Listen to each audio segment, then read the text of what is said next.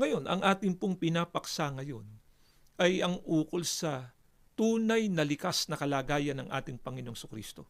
Kaya, mismong ang ating Panginoong Sukristo na po ang ating tanungin. Ayon po sa kanyang patotoo, ano nga po ba ang tunay na likas niyang kalagayan? Pakinggan ninyo at ganito ang maliwanag na pagtuturo ng ating Panginoong Sukristo dito sa Juan.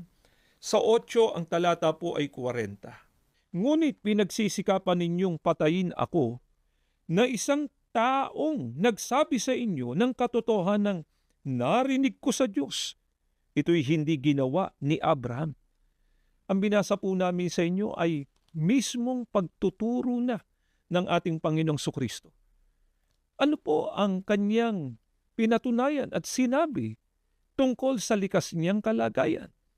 Ayon sa ating Panginoong Sukristo, siya anya'y tao na nagsasabi ng katotohanan.